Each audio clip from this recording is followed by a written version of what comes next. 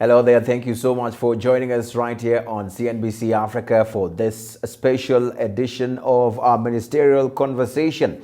Now, Rwanda has been able to make important economic and structural reforms, and along these lines, been able to sustain its upward economic growth rates over the last decade.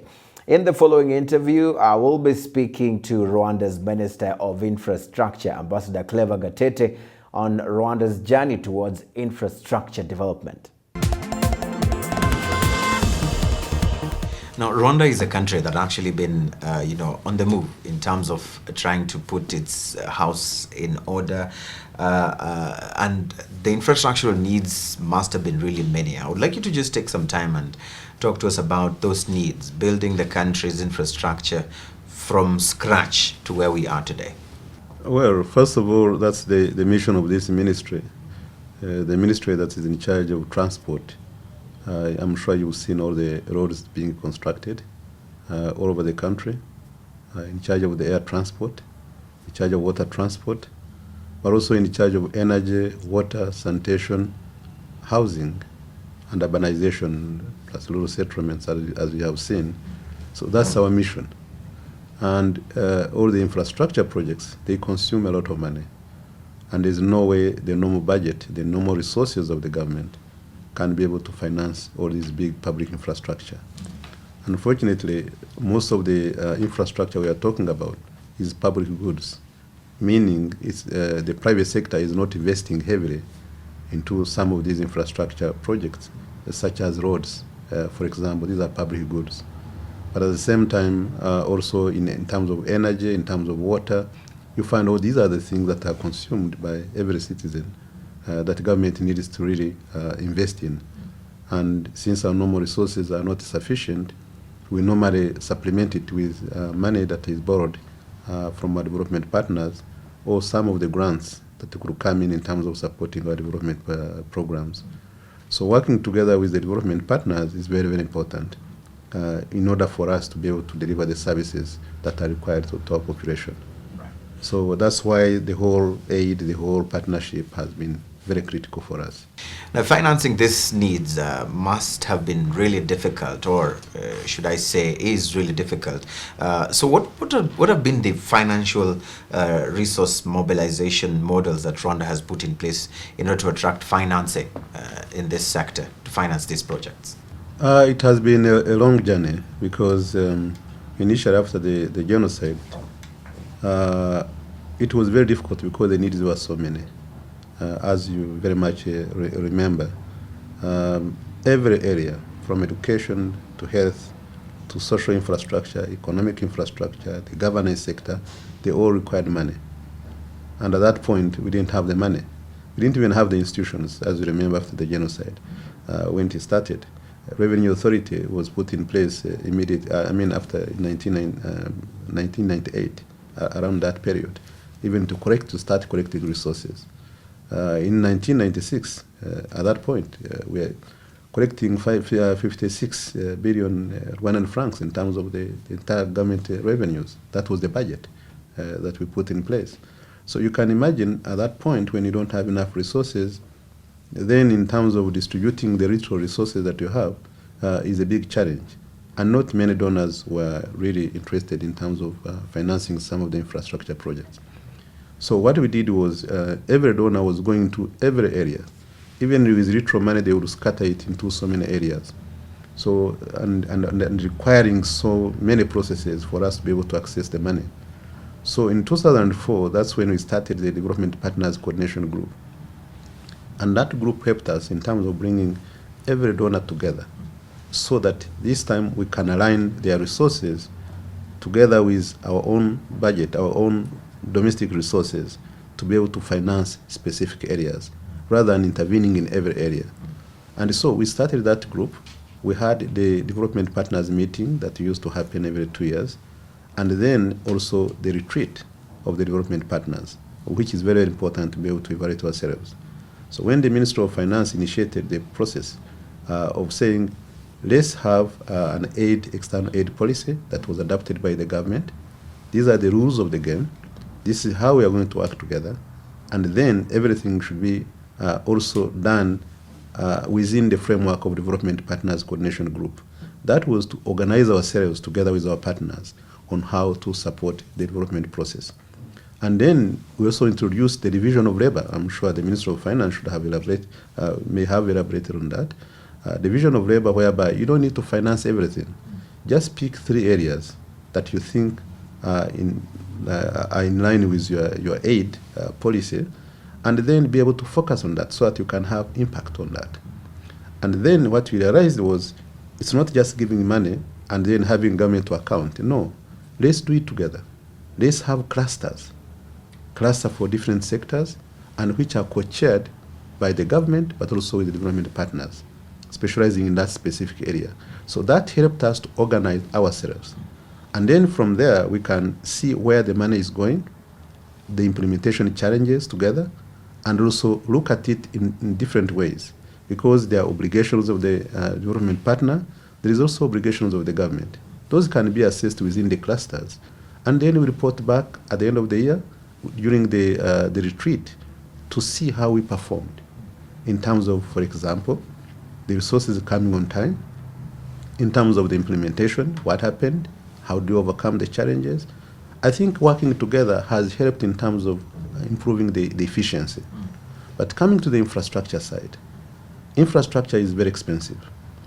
And initially you find that the bilateral governments were not very much interested in financing infrastructure.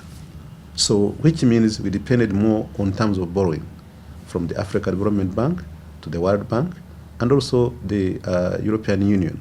Those are the 3 that have had a big impact on the infrastructure side. If you see all the roads that we are constructing, either it is those organizations, or we also borrow from the Exim banks, Exim Bank of India, Exim Bank of China. Those are the ones that have been really financing a big chunk. Now we have got more of the institutions like the European Investment Bank that has come in, and this is helpful because they are helping to finance the energy, the water, the sanitation, and also the roads. All these donors coming together. But having a sector, a cluster that we are discussing together, we can identify together the needs, so that it's not just government giving them, but joint ownership of saying, these are the clear needs of the government. We need to discuss how they should be financed. So that dialogue, that discussion has been incredibly useful. Now, what sort of specific tools has Rwanda put in place in order to ensure that these partnerships continue to flourish? Because in other economies, we've seen donors or partners pulling the plug, leaving and, of course, abandoning some of these projects. What is it that Rwanda is doing to ensure that these partnerships continue to flourish? One is openness, transparency, and making sure we work together. There is nothing that is everybody doesn't know. And then from there, also the most important thing is performance. Once you perform well, once you absorb the money, once you finish your projects on time, and they are of high quality, then they can see that there is nothing, there's no reason why they can't support you. If they can't support you, it should be for other reasons, but not for the reasons of performance. So I think the issue is we have improved and working together with them, with their support, how we perform. And they have supported us generously into this area. And that's why we have, if you see, there is a fund, for example, for public finance management that they all contribute, that is managed by the Ministry of Finance, that is helping us in terms of even accountability side. But also in terms of the technical assistance, we have benefited quite a lot. We have built our capacity, and the performance is monitored by jointly with them. And once it is monitored jointly with them, then everybody is happy because everybody is involved.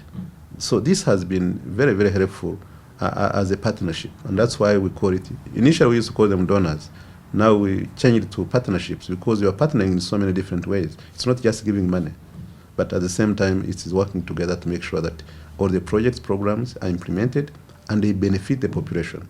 Because for us as a government, we put more emphasis on results, on impact to the population. And infrastructure is a big contributor to that. When you work together as a team, you identify where the issues are, some of the issues in terms of capacity, which they have assisted in the Ministry of Infrastructure in terms of building the capacity. Here we have what do you call the sector-wide approach, the swaps that we have in the ministry here. The ones that are for energy, others that are for water and sanitation, they've been very helpful. And then for the transport system. That's where you identify not only the areas where you need to invest in and the follow-up, but you also say, what are the capacity needs so that you can be able to use the money that we put in place. And this has been helpful, and that's why the performance has been quite high, is because we've been working together with them so that we can be able to understand where the challenges, where the needs, and then how fast do we implement together.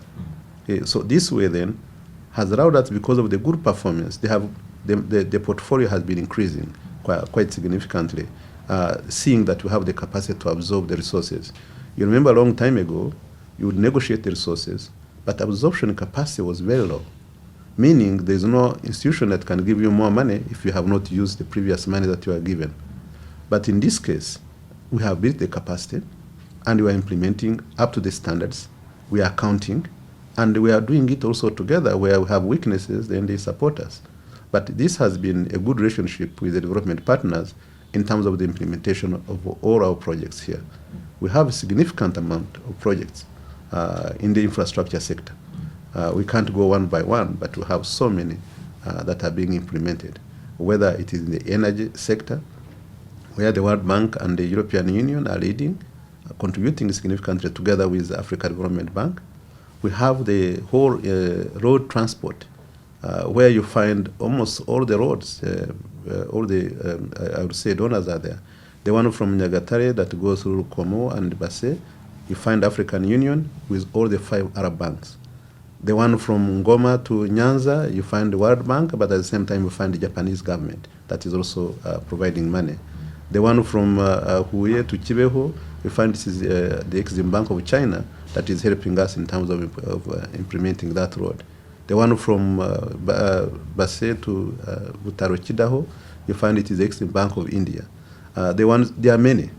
Yes, you can go on from Kajitumba up to Rusumo, then you find it's Africa Development Bank, there is European Union grant, but there is also the JICA, the Japanese government, that is also assisting into that. So you can see there is a combination of many. This is just an example. If you go to sanitation, water and sanitation, you'll find you find the African Development Bank that is also together with the European Investment Bank, and also others who are coming in terms of financing that sector. Right. And this is quite significant, as you've seen the whole amount that has been put into this sector. There you have it, a rigorous journey, but a successful one on the right path. Claver Gatete, that is Rwanda's Minister for Infrastructure, speaking to us on this special edition. I'm Eugene, Anangwe, signing off.